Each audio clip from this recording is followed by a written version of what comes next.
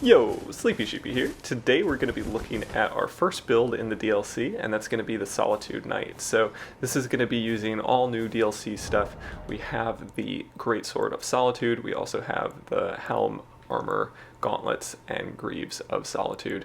And this will be a level 139 strength build. For talismans, I'll be mostly using these three since this armor is extremely heavy, gives you 128 poise, which is nearly max poise, and I really like the unique Ash of War on this weapon, so I'll be using Shard of Alexander, but sometimes be switching over to something like the Hammer Talisman if the situation calls for it. Speaking of the Ash of War, this is a somber weapon, so we have the Solitary Moon Slash, and this is kind of like Vacuum Slice, but it has this really nice follow-up. It doesn't combo, but it can definitely roll catch your opponent if they roll at the wrong time, and it's just very, very solid. So I really like it. I think people are still getting used to it, so it's not totally clear how viable it'll be in the long term, but I just love it a lot right now. Just giving that little extra range kind of works like Piercing Fang, but you have a nice follow-up in terms of just a nice ranged attack after you land a neutral light attack. So definitely a strong Ash of War there. The moveset is similar to like the Gargoyle's Greatsword, so just kind of a standard Greatsword moveset. You don't have any true combos that I've found, but you get a pretty consistent roll catch with just a light attack followed up by a heavy attack. The range on this is not crazy big, but it's not that short either, so the AR, I think, is where this weapon really shines. So I have this slightly buffed, but I think it's around 780 when you're not in the DLC area. So that's quite high. You get an A scaling in strength, and that just really shines through when you have 55 strength, since that's going to hit the hard cap for this weapon when you're two-handing it. That's pretty much all I wanted to say about this build. I was just really excited to give some PvP a try and try out some of the new weapons as well as the new armor, and really just start invading in the Shadow of the Erdtree. So if you have any questions, definitely let me know in the comments, and if you wouldn't mind considering subscribing, I'd appreciate it. But yeah, let's go ahead and jump into the invasions and duels. Alright, so first up we're going to have a group of what ends up being 3 people. We're invading exclusively in the DLC area.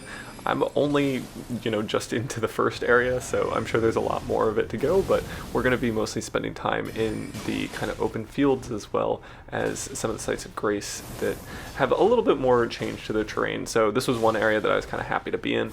It's got some PvE, which is nice. The general kind of open area that you spawn into is a little rough for invasions just because there's really not too much to help you, and there's a lot of open space.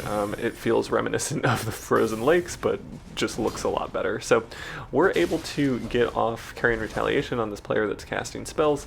We don't have the best connection with this player. I found that I was getting connections with people all over the world, which makes sense. There's a lot of different people playing this game right now, especially in the DLC area. So I think I was more likely to kind of get outside my region with my connections. So I was just happy to be playing in the DLC area.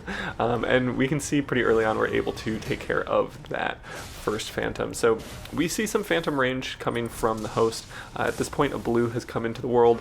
They've got the Power Stance Spears, and that's something that was adjusted in the latest patch, and you can definitely see that the tracking on them is worse. I'm not sure if they were trying to free aim them, but they definitely had a hard time hitting me with them, so that's a very welcome change. They also had a new DLC weapon, those kind of rings. I'm not sure what they're called because this is all pretty new to me, but it was cool to see them for a second, and it was less cool to see them swap back over to Power Stance Spears. But we're getting in some chip damage. We're kind of just ignoring the host.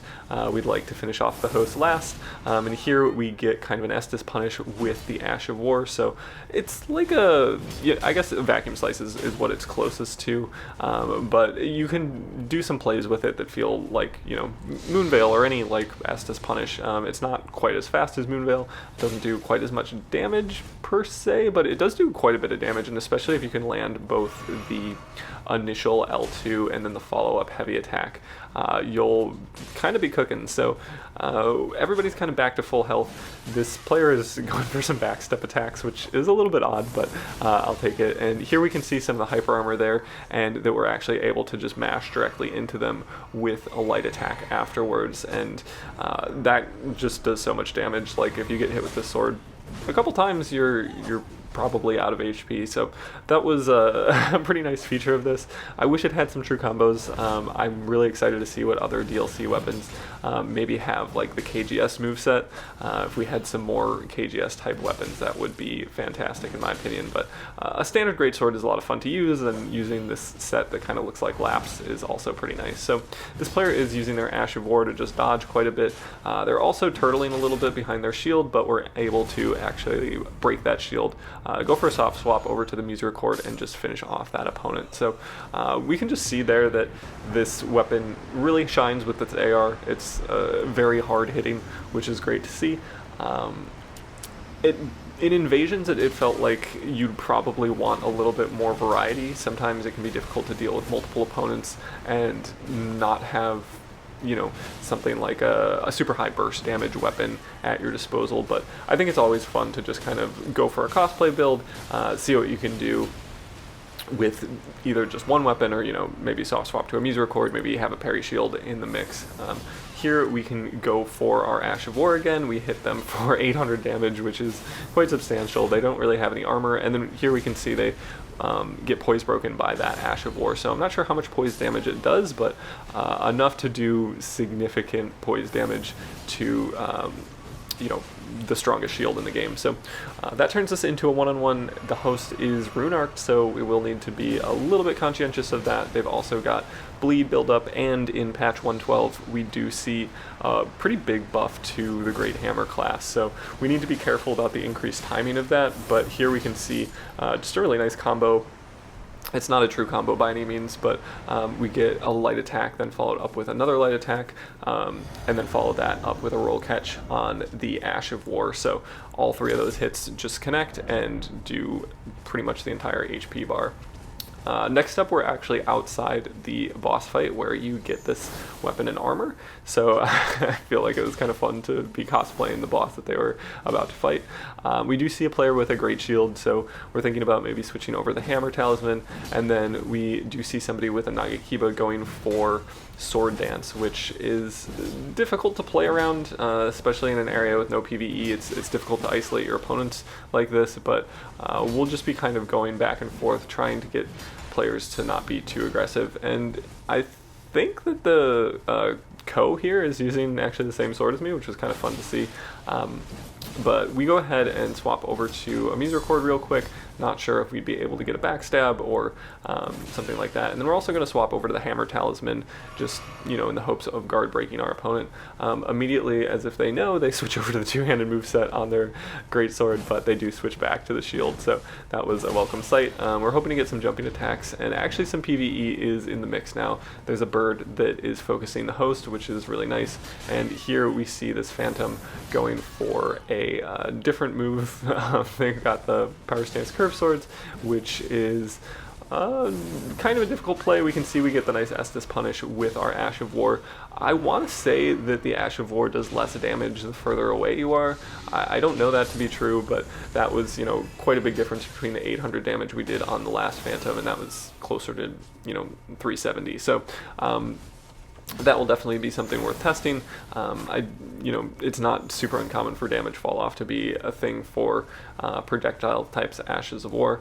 And here we're able to get a poise break on our opponent that's going for sword dance. So focusing on the Phantom here ends up being kind of a nice way to switch it up. We end up getting the follow-up R2, which does knock your opponent over, which is pretty fun. I love Ashes of War that do that. They start throwing some fan daggers in my direction.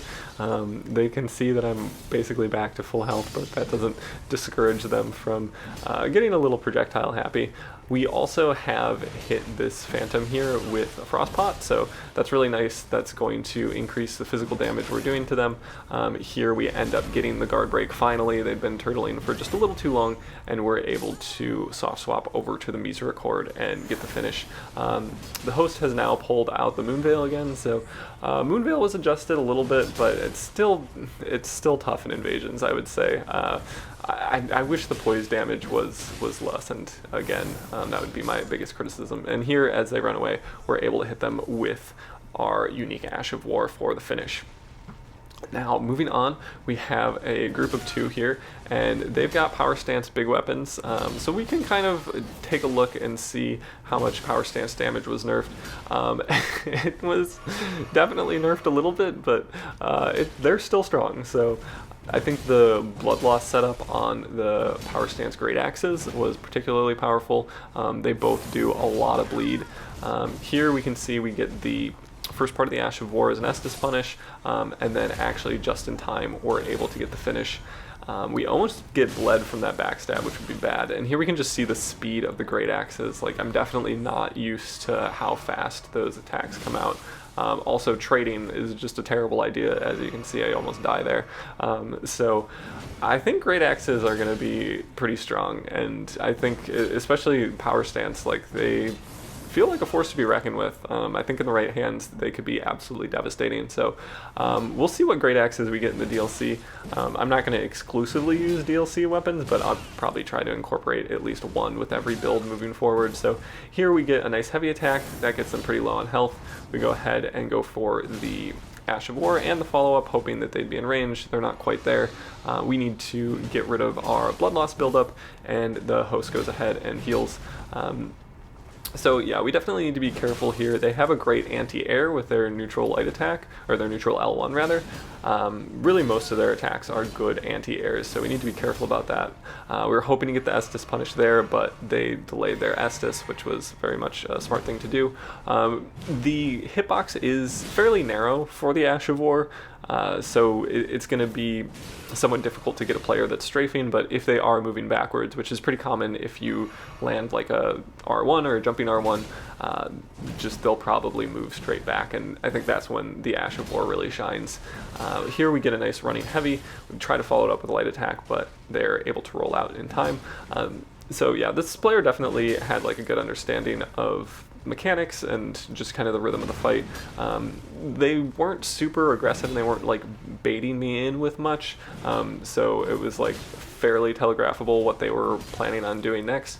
But here we are able to start applying some pressure, and just we catch their roll with the Ash of War. So a nice way to get the finish there, and a good player using a strong setup that I would definitely like to explore more moving forward. So next up we have another group of 2 here. Here we get the jump on one player.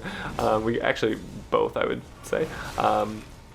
We can see we're just kind of keeping priority against the player running the Blasphemous Blade, and there you can see just the really strong hyper armor against the Greatsword. So just it was able to complete its Ash of War despite getting hit with a Greatsword, so that's definitely a good thing to know about the Ash of War.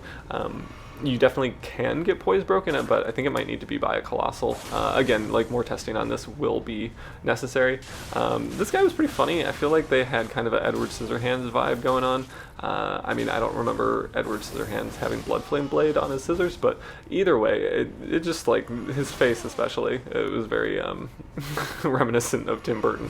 But we do see them back off a little bit.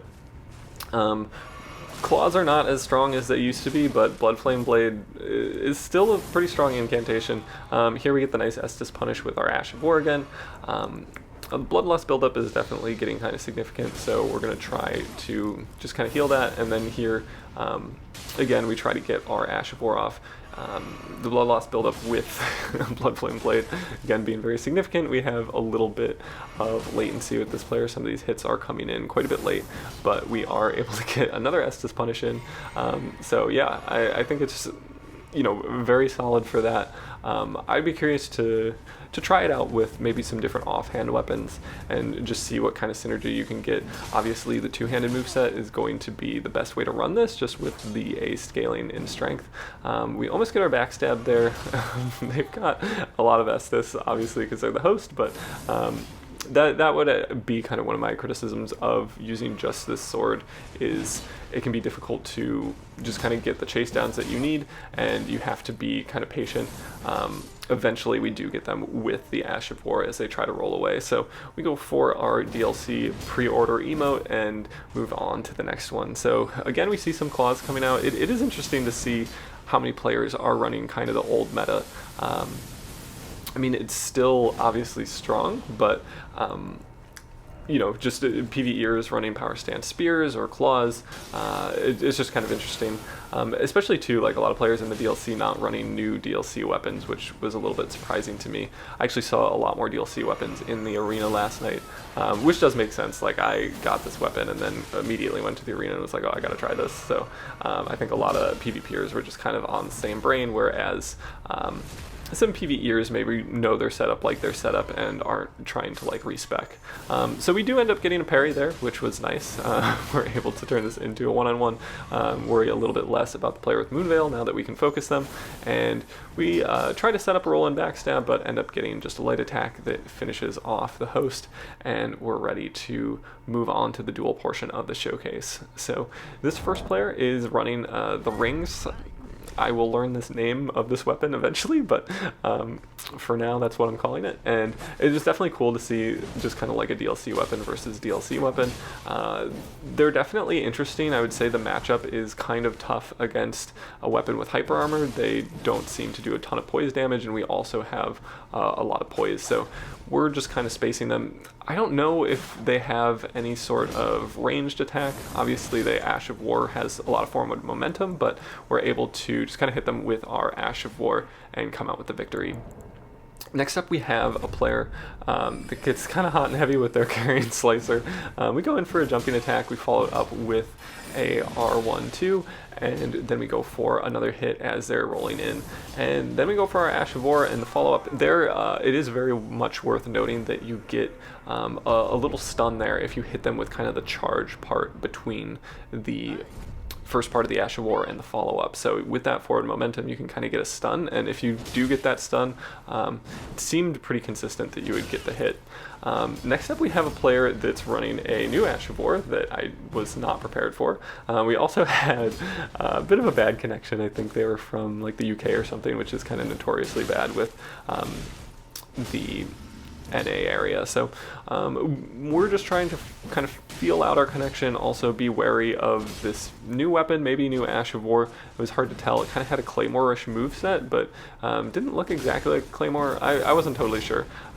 Maybe just the Ash of War was throwing me off, but we go for our Ash of War. We end up getting a running heavy, and we can see that that doesn't break the hyper armor. So this feels like Lion's Claw, where it's very difficult to break the hyper armor, but we do end up getting a decent amount of damage there, and then some phantom range with the follow-up R2 for the finish. Next up, we have another Greatsword enjoyer. So they go for a one spell, and we're going to just back off until that fires, and then go ahead and roll their light attack, and then we go for a turn and burn, and here we can just feel how nice the new patch is, where they're not able to actually hyper armor through that attack, and we do get the finish with the follow-up R2 on the unique Ash of War, which is just so nice how it stuns them, and then you get to complete the follow-up attack after they get stunned. Next up, we have a player that's going to be running kind of a weird setup. They've got a staff in one hand and an HTS in the other, although I believe they're going to swap over to Moonveil, so yeah, they go for that pretty early on. We go for our Ash of War and manage to get them with a nice roll catch, so they thought they were safe at a distance, but we're able to hit them with the solitary Moon Slash, and then here, as they're queuing up for their Moonveil attack a second time, we're able to punish them real quick. So that was pretty nice. Again, I tried to use this Ash of War a lot just because I thought it was so much fun. Next up, we have a player that's running a hammer and a shield. So the hammer's definitely moving fast, doing a lot of damage, so we need to be cautious of that. Here we can see kind of how nice the follow-up Ash is, just because it comes out so fast that you're able to actually get the guard break, and then even if you can't get there in time for the riposte, you'll actually be able to hit the damage with the follow-up attack. So yeah, I think that this was a very thoughtful Ash of War, and just it feels good to use, even though, you know, it's so similar to Vacuum Slice, which really doesn't feel very good to use. So I was just very happy to, you know, have that at my disposal, and I'll be very curious to see like how often this gets used moving forward. Finally, for our last duel, we're going to be playing against somebody that's going to be casting some spells and then pulling out power stance straight swords rather, and we're going to go ahead and bait them in with a neutral light attack, followed up with a second attack in that chain. We have quite the health advantage here, and they're backing up in a pretty straight line, so we're going to go for our Ash of War. We managed to hit them once, they go for Carrion Slicer, and again, they're backing up in a straight line, so we go for our Ash of War and get the finish. As always, if you wouldn't mind considering subscribing, I definitely appreciate it. I'm super hyped on all the new weapons, and just kind of getting to play the DLC. Having some new Elden Ring content is really great. So yeah, take care.